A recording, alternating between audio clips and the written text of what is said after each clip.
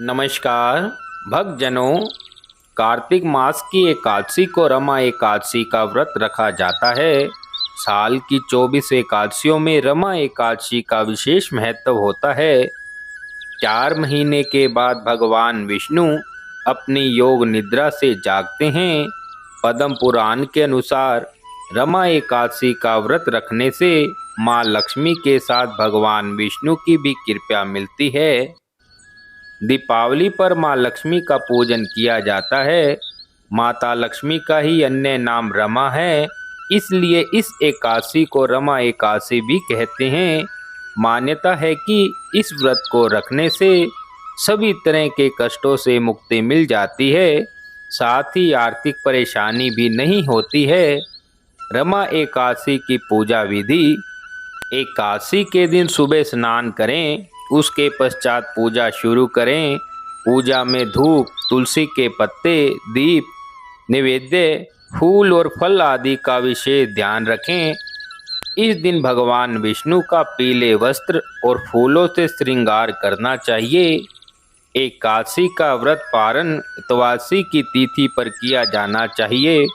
मान्यता है कि माँ लक्ष्मी के नाम रमा पर ही रमा एकादशी का पर्व मनाया जाता है। एकादशी का व्रत विधि विधान से करने से सभी प्रकार की आर्थिक दिक्कतें दूर हो जाती हैं। अब मैं रमा एकादशी व्रत की कथा का वर्णन करता हूँ। प्राचीन काल में मुचुकुंद नामक एक राजा था। उसकी इंद्र के साथ मित्रता थी और साथ ही यम, कुबेर, वरुण और विभीषण भी उसके मित्र थे। यह राजा बड़ा धर्मात्मा, विष्णु भक्त और न्याय के साथ राज करता था।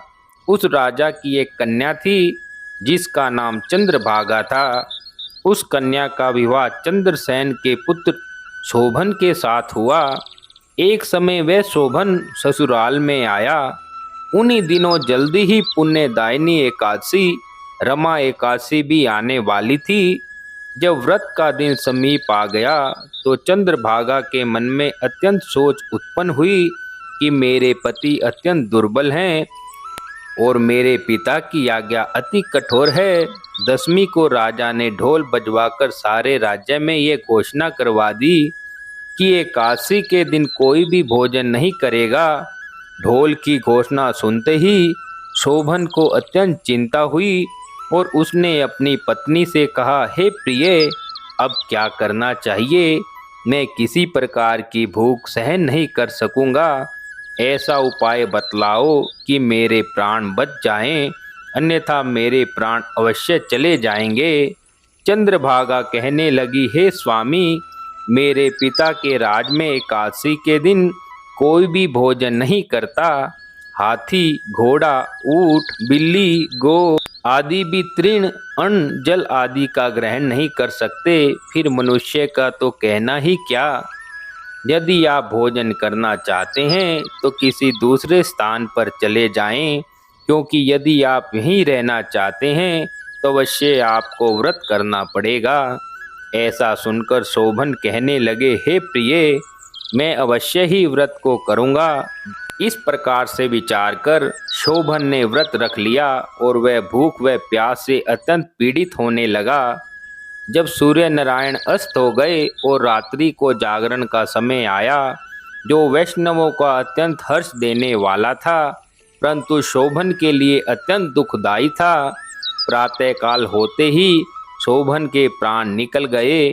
तब राजा ने सुगंधित काठ से उसका दाह संस्कार करवाया, परंतु चंद्रभागा ने अपने पिता की आज्ञा से अपने शरीर को दग्ध नहीं किया और शोभन की अंत्येष्टि क्रिया के बाद अपने पिता के घर में ही रहने लगी।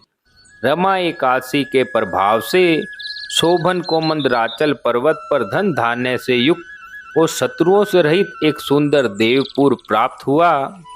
वह अत्यंत ही सुंदर रतन और स्वर्ण के खंभों पर निर्मित अनेक प्रकार की स्फटिक मणियों से सुशोभित भवन में बहुमूल्य वस्त्र आभूषणों के साथ छत्र व चवर से विभूषित गंधर्व और अप्सराओं से युक्त सिंहासन पर आरूढ़ होकर ऐसा शोभायमान होता था मानो दूसरा इंद्र विराजमान हो।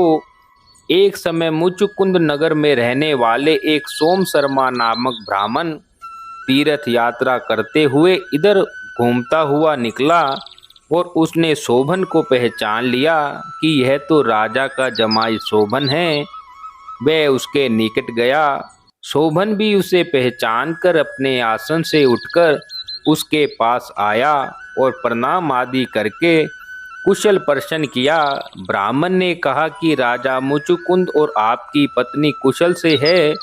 नगर में भी सभी प्रकार के कुशल हैं, परंतु हे राजन, हमें आश्चर्य हो रहा है। आप अपना वृत्तांत कहिए कि ऐसा सुंदर नगर जो न कभी देखा और न ही सुना, आपको कैसे प्राप्त हो गया।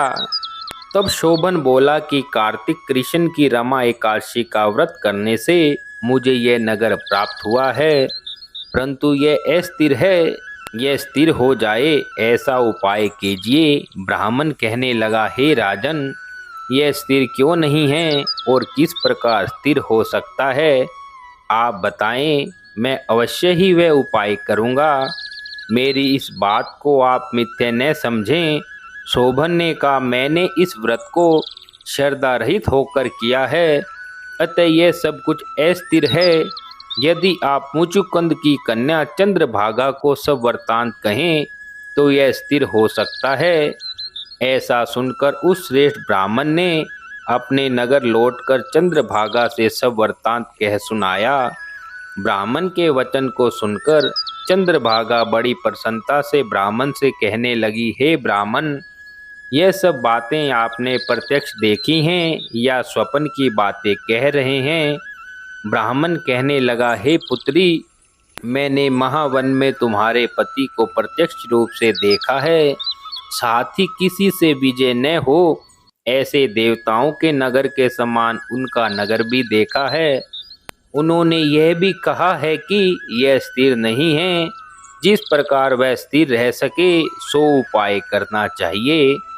चंद्रभागा कहने लगी, हे विप्र, तुम मुझे वहां ले चलो। पति देव के दर्शन की तीव्र लालसा है। मैं अपने किए हुए पुण्य से उस नगर को स्थिर बना दूंगी। आप ऐसा कार्य कीजिए जिससे उनका और हमारा संयोग हो जाए, क्योंकि वियोगी को मिला देना ही महापुण्य है। सोम शर्मा यह बात सुनकर चंद्रभागा को लेकर मंदराचल पर्वत के समीप वामदेव ऋषि के आश्रम पर गया। वामदेव जी ने सारी बातें सुनकर वेद मंत्रों के उच्चारण से चंद्रभागा का अभिषेक कर दिया। तब ऋषि के मंत्र के प्रभाव और एकादशी के व्रत से चंद्रभागा का शरीर दिव्य हो गया और वह दिव्य गति को प्राप्त हुई। इसके पश्चात बड़ी ही प्रसन्नता के साथ वह अपने पति के निकट गई। अपनी प्रिय पत्नी को आते देखकर शोभन अति प्रसन्न हुआ और उसे बुलाकर अपनी बाईं तरफ बिठा लिया। चंद्रभागा कहने लगी, हे प्राणनाथ, आप मेरे पुण्य को ग्रहण कीजिए। अपने पिता के घर जब मैं 8 वर्ष की थी, तब से विधि पूर्वक एकादशी के व्रत को श्रद्धा पूर्वक करती आ रही हूँ। इस पुण्य के प्रताप से आपका यह नगर स्थिर हो जाएगा तथा समस्त कर्मों से युक्त होकर प्रलय के अंत तक रहेगा। इस प्रकार चंद्रभागा ने दिव्य आभूषणों और वस्त्रों से सुसज्जित होकर अपने पति के साथ आनंद पूर्वक रहने लगी। हे राजन, यह मैंने रमा एकादशी का महात्म कहा है। जो मनुष्य इस व्रत को करते हैं उनके समस्त पाप नष्ट हो जाते हैं। कृष्ण पक्ष और शुक्ल पक्ष दोनों ही एकादशियां समान हैं। इसमें किसी प्रकार का भेदभाव नहीं है।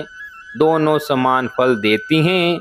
जो मनुष्य इस महात्म को पढ़ते अथवा सुनते हैं वह समस्त पापों से छुटकर विष्णु लोक को प्राप्त होते हैं।